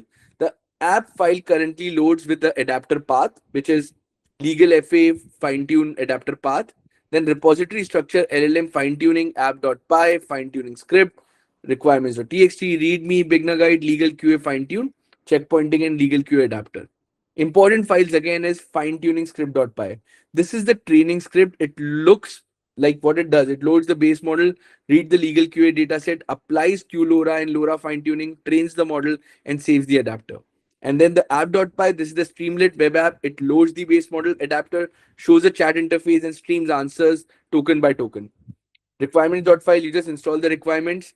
This is the adapter folder used by apps.py. It should contain LoRa adapter files such as adapter config.json and usually adapter models fit. So architecture diagram samajhna, flowchart, legal QA dataset, load the base model, format the QA data, 4-bit quantize QLoRa, guys. So you should be able to understand LoRa, you should be able to understand QLoRa, and then train with Hugging Face. Trainer, save the adapter folder where it is saved, and then use it. How the training works: loads the base model from Hugging Face, use 4-bit quantize to reduce GPU memory usage, add LoRa adapter layer to the model, read the legal question answer, converts each example for Gamma, splits the data into training and evaluate sets, train only the small LoRa adapter layer, save the train adapter to an output folder. This full model is not saved, only the adapter is saved. This is cheaper and faster because large base models again stays unchained. This section explains the training script which is used for the fine tuning, okay, and then how it is being trained. And again, I'll quickly jump towards the direction of how and what. So guys, you can go through the entire guide, understand it, but this is the project directory where you have checkpointing. This is your adapter JSON which is being saved. This is a legal queue adapter. Again, we'll quickly check for the tokenizer config file, which is this. And the other interesting thing which you guys should know about is the part which is, where is this? Yeah, again. So these things are critical and important for you to understand the system end to end. Okay, this GitHub repository is present live where you can go and understand how the fine tuning is done. There is a README file which will give you an idea about fine tuning pipeline, inferencing, the project structure. So you have fine tuning script.py where QLoRa fine tune pipeline present, the app.py requirements, and then the data set, and then the base model. So once you get an idea, you can ask these questions and it will give an answer. Very interesting project. Okay, so I hope this was useful for you guys. I would like you guys to switch on the video and audio. If you have any questions, you can ask me. I'll be able to answer. Apologies for like switching or in the language, because I'll also try to incorporate a session in pure English because I got some comments, but we'll do it. But if you guys have any questions, answers, do let me know, guys. I'll help you with any of your queries. But at a very high level, अगर मैं CBX के बारे में बताऊं, तो this is the community where a lot of people are joining in. We are trying to solve a lot of problems at a practical level. I would like you guys to get involved a little bit more, see the kind of opportunities which are present there, the kind of things which are happening there. Yes, sir. You will get the GitHub repository. Are you in the WhatsApp group, Dinesh? If you are in the WhatsApp group, you'll get that there in the WhatsApp group. Perfect. So वहां पे GitHub repository share हो जाएगा. Are you guys following the Instagram, all of you? Because वहां पे काफी सारे updates आते रहते हैं. Yeah. So the GitHub repo also shared here. You guys can just look the LLM fine tuning one. You can raise your hand if you have any questions, guys. Yeah, You're hi not a Aditya. This listener? side Ramesh Yadav. Yeah, Ramesh. Yeah, good afternoon. Good Actually, I afternoon. want to know you have any like training full course for the AI engineer, like which one include the Yeah, all. yeah. Yes, So Ramesh. So So Ramesh, the way the training happens is very interesting. What happens is there are different ways of doing it. We have a full, like if you go to the website, which is createbys.com/cb experts, link will Okay. be shared. There is a full course on large language models, computer vision, and other activities. Now, as an AI engineer, the way I look at the course is very different versus the way usually you would have seen the courses on Udemy and other places. This is an Insta link. Correct. Once you join in, you'll get an idea. What is the main task? Is it training? Because the way, is it the course? Because the way things are happening, Ramesh, Yeah. every day a new thing is coming up. Correct? Correct. कितने Correct. courses कर लोगे? Okay. So the way I look at it is we run boot camps. Now, what is a boot camp? Create Bytes is an award-winning studio where we are working with big brands, including like you can name it, like KFC. We're working with KFC and others, and I've been doing this for a while. Now, the idea is the kind of people who work in Create Bytes and those practitioners are basically giving some practical guidance in session by session level. So, first we start with Python, where we get into some interesting concepts, and then we immediately jump towards a practical scenario of building a RAG system, then the multi-agentic Correct. systems, and then computer vision system. That's the Yeah. way in which it is trained. But the final idea, what is the outcome? Are the portfolios which you can use to build something on your own or join a company to help them build something at a bigger level. That is the idea, Ramesh. So it's very Yeah. different from a usual course. But if you need more details, what you can do is like go to the web platform, get an idea, or team can send you the entire course detail of how it is being trained.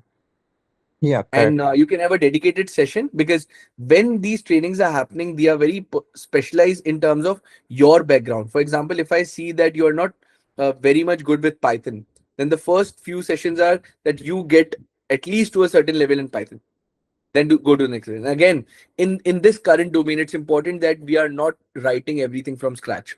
We have open code. You guys know what is open code? I use open code. Open code is an agentic coding platform. Now, instead of open code, you can use Claude Code or Cursor, but open code is for free, open source. Then, are you using Quen model for doing test cases or writing test cases? So the way to write code is also different. So while we are doing it, we should be adapting to the new method of writing code and not follow the same old method. So that's again important. And then I should be able to figure out what kind of standardization I should be doing in terms of my. So there is a thing called as LLM router which is being used. So yeah, these things we'll get involved and we'll be doing. So how can we connect with you over the WhatsApp? So there's a WhatsApp group, Pankaj. Ramesh, are you there on the WhatsApp group? Yes. Yes. Yeah. I'm there. Yeah. I think you guys should join that WhatsApp group so you get an idea about it. Uh, who asked this question. Pankaj, if you're not on WhatsApp group, you should basically get added. Uh, Best way to connect to me is you can put your query on Instagram channel. This is the Instagram link. You can put your query there, DM there, and I'll be able to answer. There's an email ID also.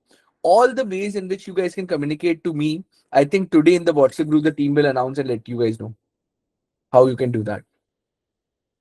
Any Okay. other question, Understood. guys? Yeah, Ramesh. Your mics and video is on, so you guys can just ask questions. It's an open floor.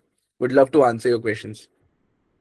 Yeah. I will connect on WhatsApp or your assistant. So I will Hmm. get the full detail from there. Then I will Hmm. proceed. Sure, Ramesh. Okay, so Pankaj, you were looking for syllabus or course outliner. Okay, so Pankaj, try to understand. So it depends upon what you want to do. Everything is a specific syllabus. Maybe the team will share the three syllabus which can be relevant with respect to the current course, which are more towards the NLP side, the LLM course, and the computer vision one. So I think the team will share some links, Pankaj, for you to refer to. Hmm. So that's what Pankaj. When I'm teaching, it's important that you guys understand when you're building portfolio, it need to be production ready. Fine tuning can be done in 100 ways, but a production ready system, for example, is you need to ensure that when you're deploying via VLLMs, but that will not be available in a course in that direction. So VLLMs ke saath deploy karna. So when you say production ready, by default, when you're building something, your day one should be like कि ये production पे कैसे जाएगा, scale कैसे करेगा. That's how your mindset need to be. So the courses or the discussions which we'll be having or we are having right now in some of the other lectures are very much production focused, because that's what we do on a daily basis, Pankaj, in terms of deployment. Any other question, guys?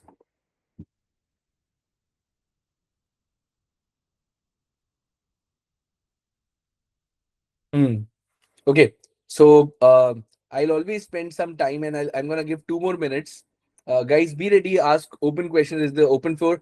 And for example, definitely these things are important not just for you, if you for your friends too. They should know about it. They should know how and what we are doing here.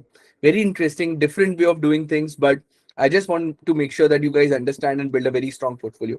We all need to be at the top level in terms of using and updating codes at production level scenarios and building a very strong portfolio.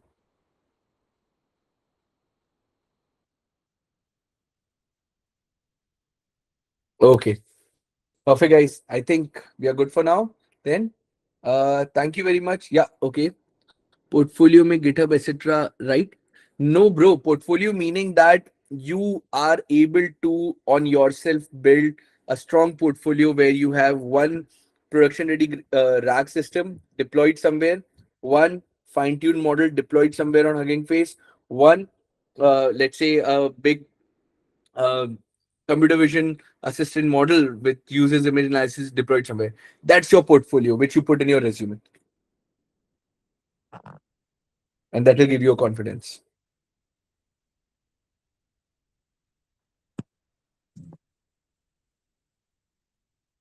Perfect. Okay, then, guys. I hope you guys have learned a lot from this. Thanks a lot. Good day to everyone. Bye bye. Thanks, Yeah, Aditya. It's a nice way you have explained. We have all things clear. So nice. thank you so much. Yeah, Thank you. Aditya, Thank sorry you. to Yeah, interrupt yeah, you. yeah, Just yeah, a yeah. quick Please. question. Mhm.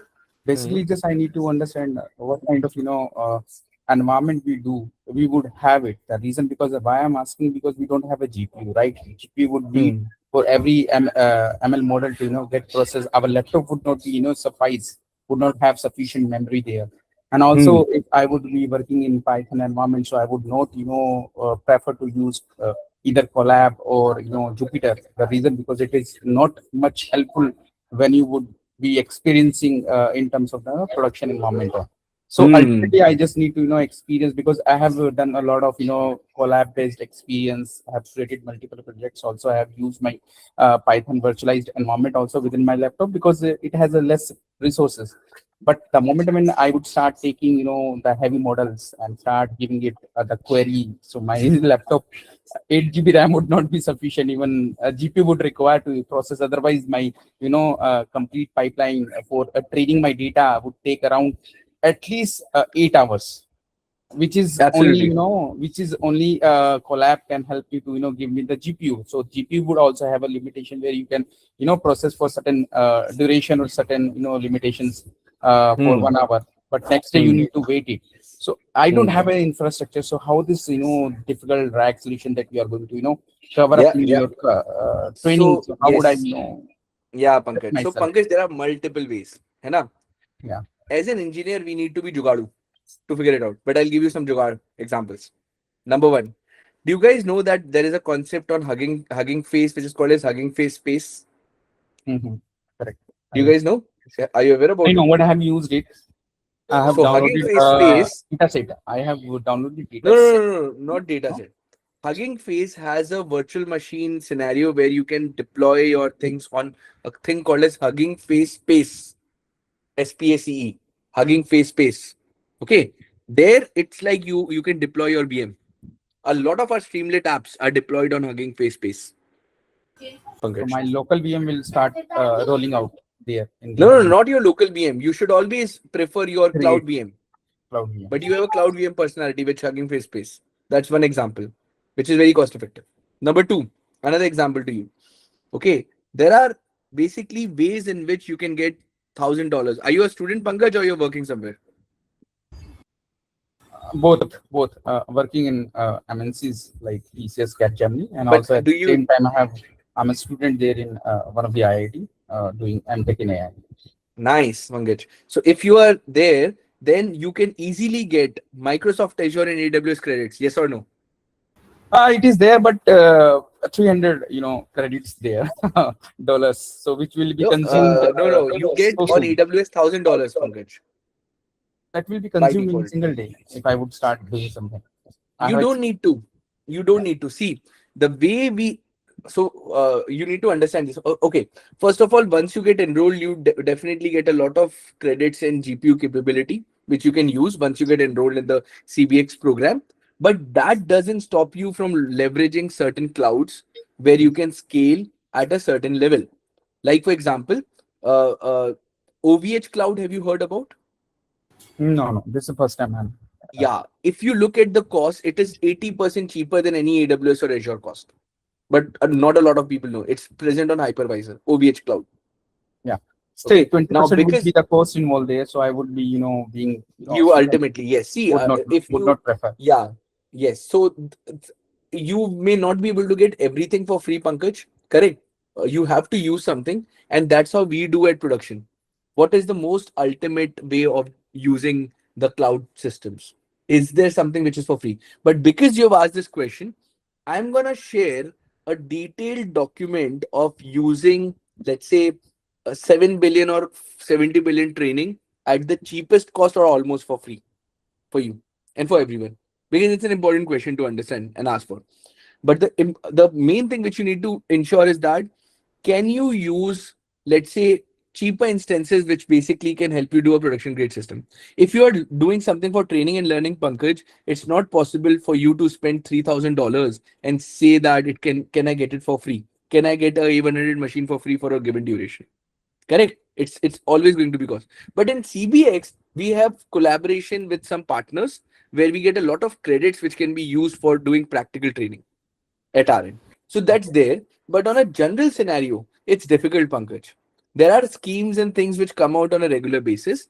But like for example, if I want to use some model externally, I can use Quen or Llama, which are available online.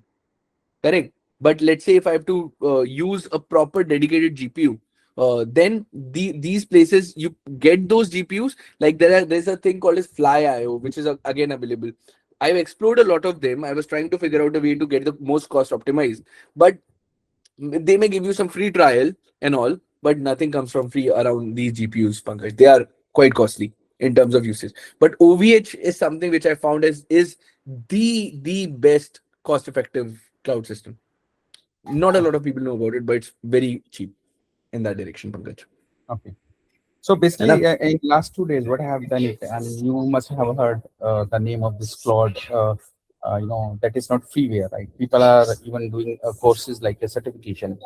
So this is the architecture level. So when I started, Mm-hmm. exploring what I have seen there, it is required you to have, the paid subscription for your cloud model, right? It's not free. So there is an alternative nowadays. Everywhere it is, people are talking. When I have experienced it, there is a NVIDIA NIM, so a proxy server, or there is another alternative which you can use Open router. open router also. Not Open router is it's something open which code. Sorry, open code.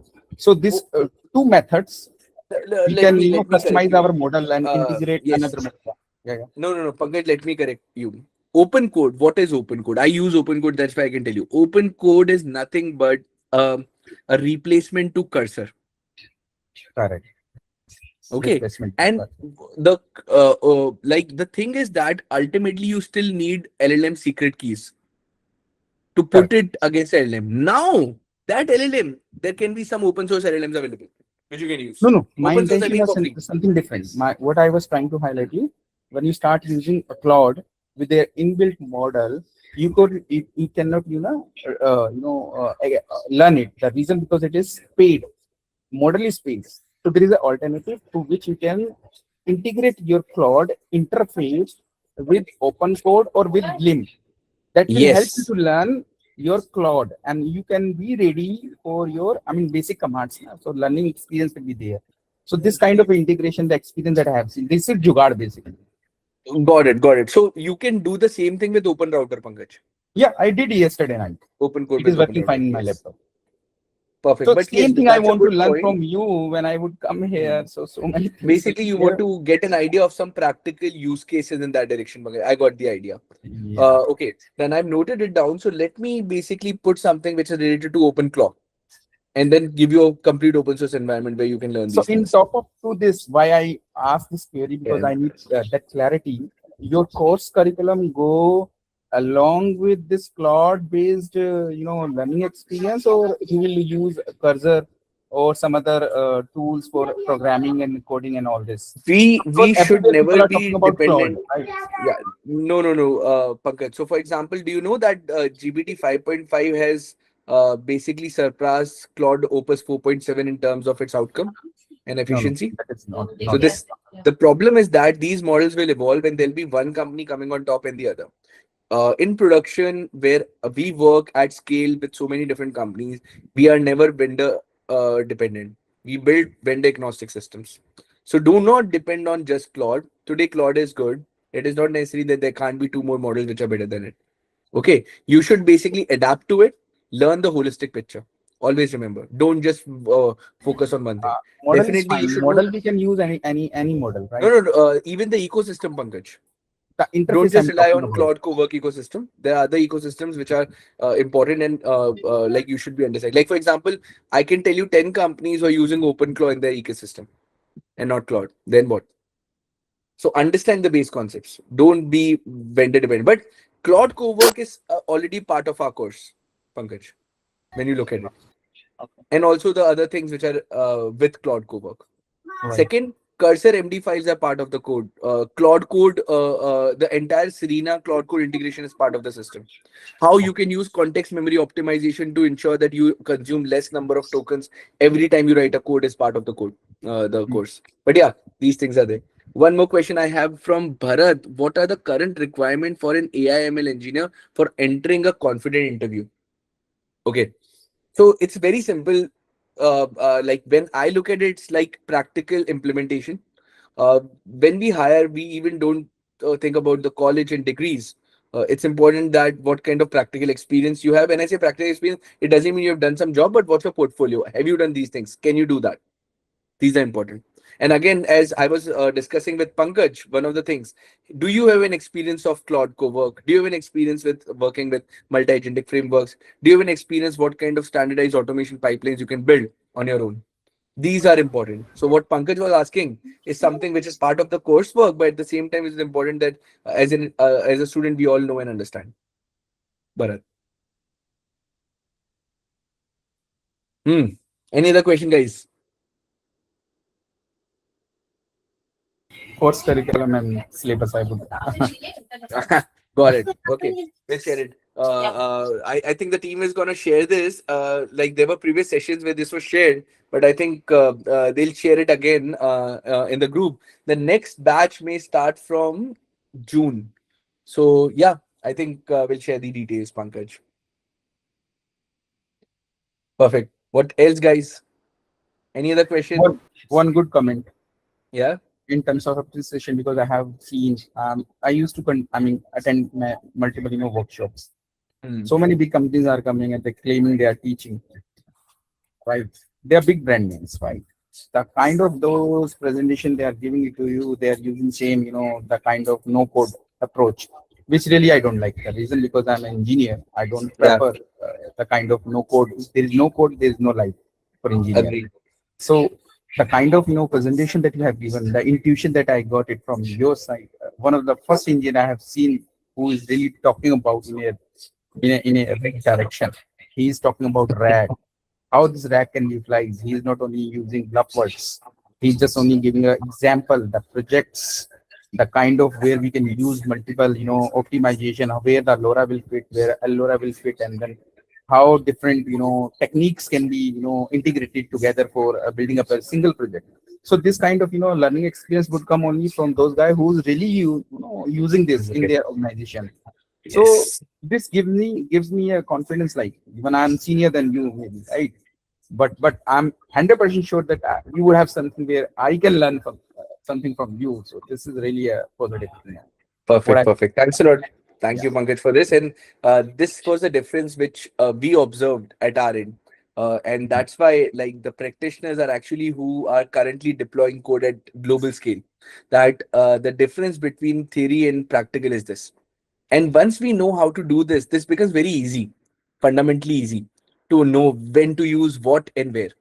So I thanks a lot for this information, Pankaj, and thank you for the comment. But yeah, this is something which I strive for personally. That I want to make sure that what we learn is something which is practical and we can apply it immediately after the session, here and there, in that direction. But yes, this is important for us too. Yes, perfect. Any other question, guys? Oh, I see Manit is also here on the call, but yes. Hi, Hi, Manit. I'll not disturb and silently just listen. Yeah. So there are a lot of, yep, it's interesting to hear your voice after a long time. But yeah, guys, any other question, any other thing that you want to ask, or should we close the session and we'll do discuss it later on in the WhatsApp group? Or you guys can ask direct questions in the CB Express community. Uh, okay, I think we are good for now. Done. Thank you everyone for joining in. Uh, thanks a lot. Manit, we'll touch base with you later on. But yeah, thank you. Bye bye. Good day.